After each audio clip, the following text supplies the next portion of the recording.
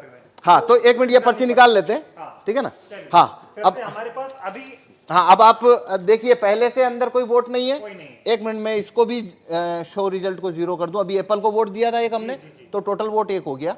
अब वापस हाँ इसको मैं वापस 0 कर देता हूँ। स्टार्ट डेमो, हाँ शुरुआत करते हैं और मैं अब वोट करता हूँ। हाँ बनाना या वाटरमेलन किसी को भी। 3 विकल्प है हमारे पास। हाँ अब मैं इसमें नहीं, अगर आप एप्पल को वोट देंगे, एप्पल का वोट तो ये चोरी करने ही नहीं वाला है। ओके, हमें दूसरों का देना। हाँ आपको चोरी देखनी है तो आपको बनाना को वोट करिए या फिर वाटरमेलन को करिए। मैं बनाना को वोट करता हूँ। ठीक है, तो आप देखिए आप क्या पर्ची देख रहे हैं।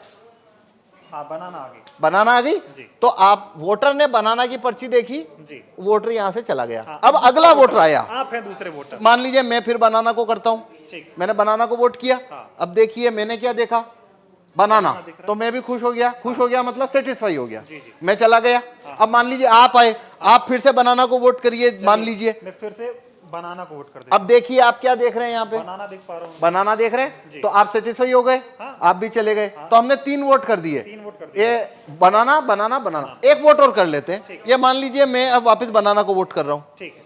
तो ये मैंने बनाना को वोट किया, फिर मैंने देखा सिंबल बनाना। हाँ।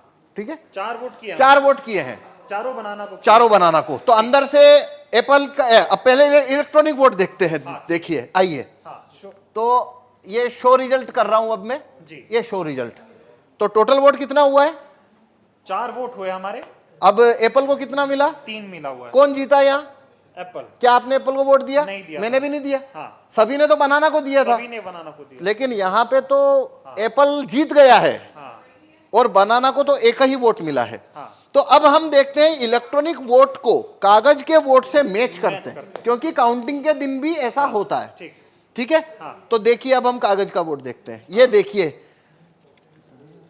ये कागज का वोट, कितना कागज का वोट है। 4 है।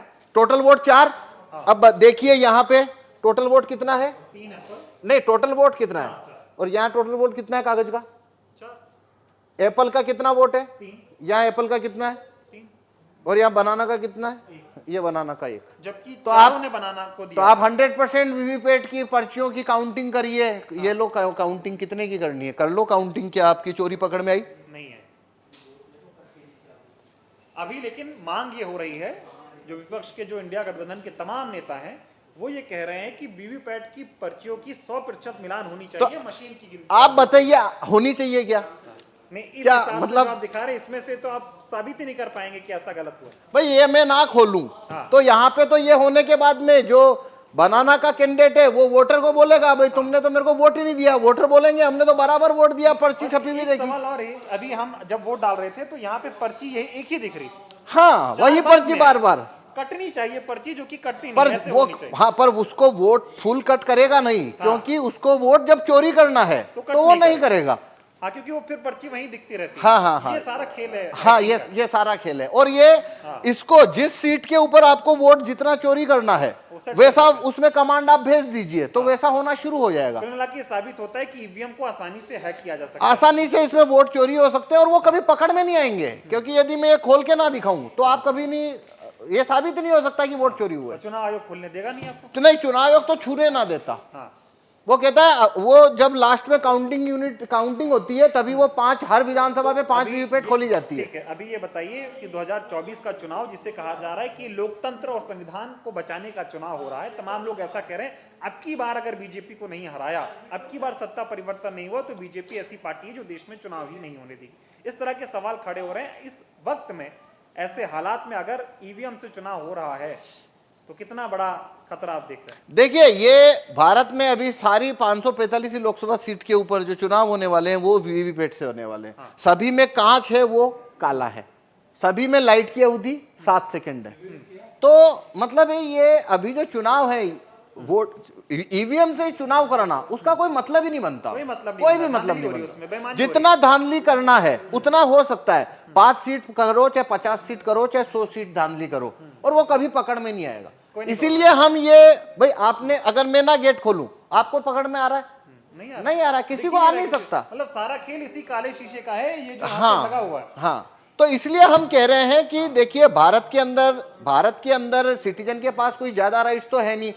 वोट वापसी के कानून, राइट टू रिकॉल भारत के लोगों के पास नहीं है, जूरी में आने की पावर नहीं है, और रेफरेंडम पावर, भारत में रेफरेंडम का पावर नहीं है। एक ही सिर्फ सिटीजन के हाथ में केवल एक ही लाठी है मताधिकार। और वो है वोट देने का कानून। बस इतना सही तो है, न तो वोट वापस लेने का कानून है, न जूरी में आने का कानून है, ये सब तो है नहीं। अब वो एक ही तो कानून है जो सिटीजन की तरफ है, और उसको भी ईवीएम ने उसको भी मतलब डाउटफुल कर दिया। अब तो देखिए ये एक अलग बात है, वो तो एक लेबल होता है लोकतंत्र खतरे में है। भाई यहाँ वोटिंग खतरे में साफ दिख रही है। अब अगर लोकतंत्र जो भी होता है क्या होता है वो एक अलग बहस है कि आप लोकतंत्र किसे कहते हो। पर यहाँ भारत में जो भी है, रूलिंग क्लास के पास सब कुछ है, वोटर के पास तो वोटिंग है, और ये वोटिंग जो है वो पूरी तरह से संदेह के घेरे में आ जाती है। तो पूरा लोकतंत्र ही जैसे आपको वो संदेह के घेरे में आ जाता है। तो मेरे इससे आप पूछो तो 2024 की में जितनी भी पार्टियां, रिकॉग्नाइज पार्टियां जो कि चुनाव लड़ रही है, या वो उन्होंने ये मुद्दा ही गलत उठाया कि भाई 2024 के बाद में यहाँ पे चुनाव ही नहीं होंगे। भाई अभी कहाँ हो रहे हैं? आपने मुद्दा इसको बनाना था कि काला कांच जब तक है, खेल हो रहा है, बस बटन दब रही है। नहीं तो वो अभी भी तो नहीं हो रहा है भाई। समझ पा रहा हूं। देखिए एक बात समझिए, जो व्यक्ति ये कहता है कि 2024 के बाद चुनाव नहीं होंगे, कि भाई क्यों? क्योंकि बीजेपी की अगर सरकार बन गई तो भाई तुम काला कांच जब तक है तो सरकार उनकी बनेगी, वो आप मतलब तो वो तो बात वही खत्म हो गई ना। वो अभी से खत्म तो हो गया आप लोकतंत्र। वो मुद्दा चुनाव के बाद क्यों ला रहे हो?